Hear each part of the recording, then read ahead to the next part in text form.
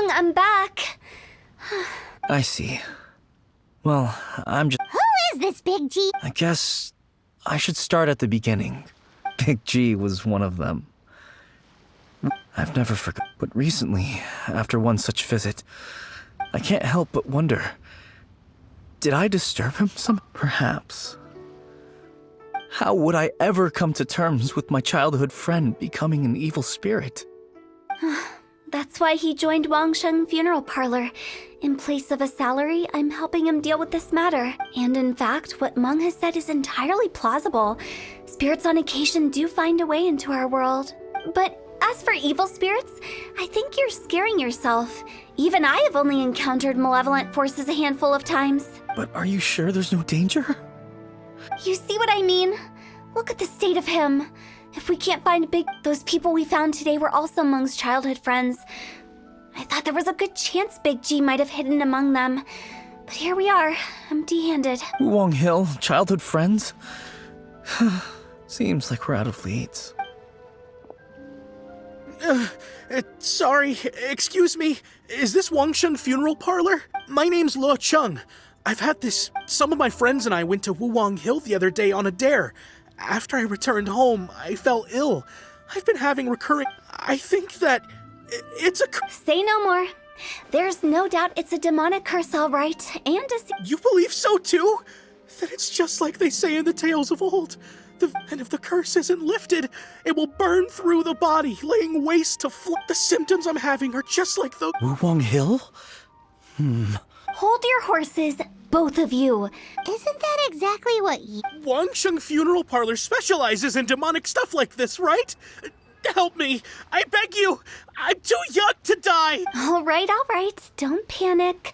However, in order to lift the curse, come with me, my trusty assistants. I guess I'll come too. Help him make the preparations first. The incense exorcism, the one I taught you. When you're ready, come and find me. Once we've finished with... Okay, I guess. Right. Let's go.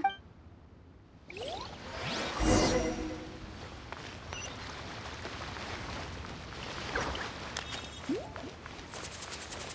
key here is consumer psychology.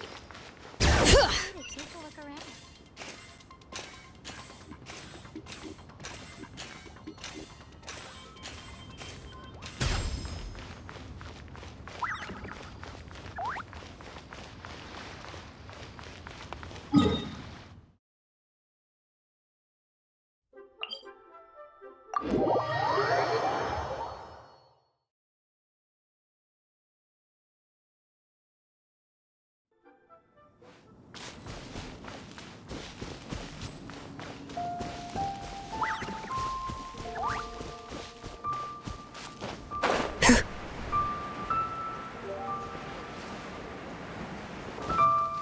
Bring it!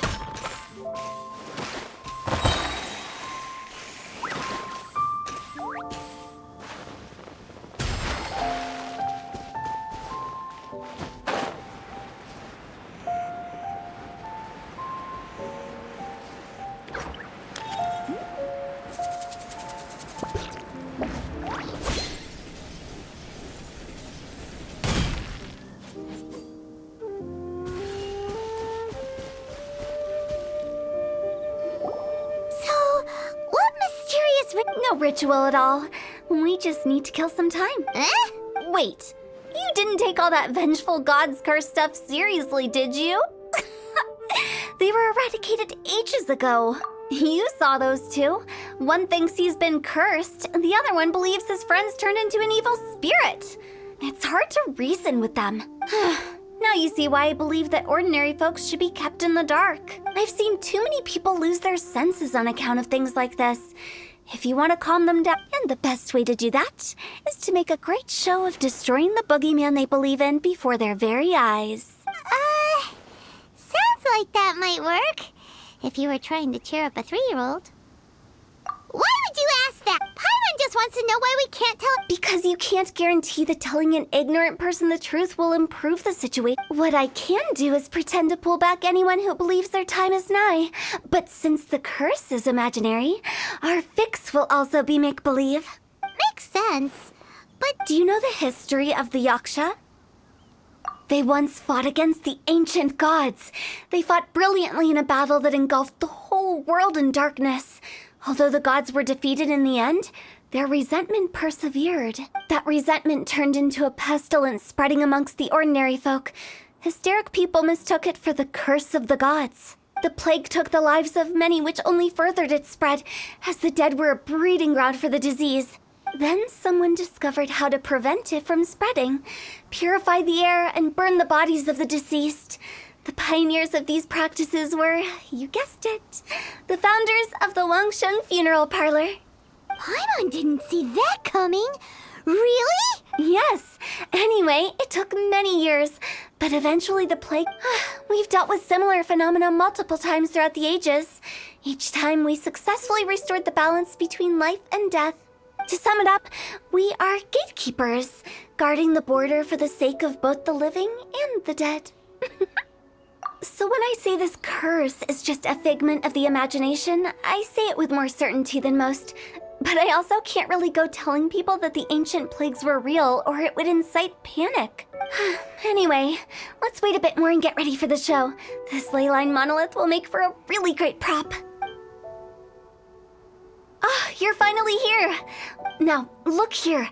This device is used to drive away evil spirits. It'll absorb the curse and... But don't worry, the traveler here is a seasoned warrior and will assure our safety. Oh, right. I forgot to... Will that really solve... Trust the director. She might look like a weirdo, but she's serious about everything she does. How can you call me a weirdo? I mean, wouldn't you say it's more charmingly naive or disarmingly different?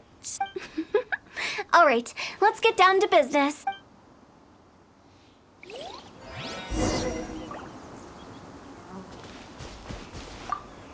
Is it really possible to materialize the curse?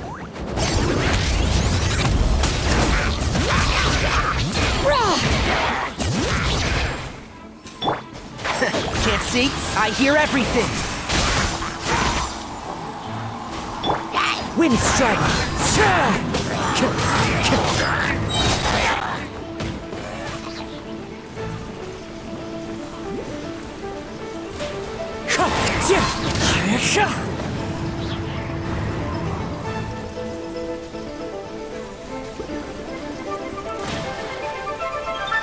Clouds high.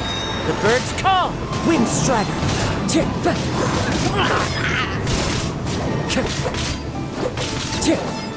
I'm counting on you!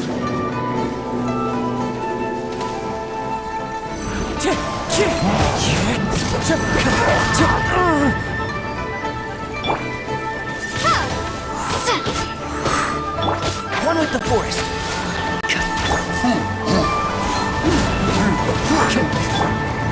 Hear the echoes of the valley!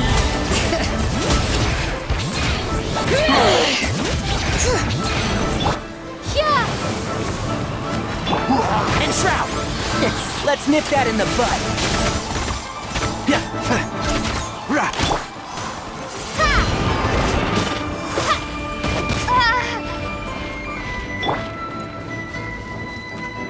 As one with wind and cloud.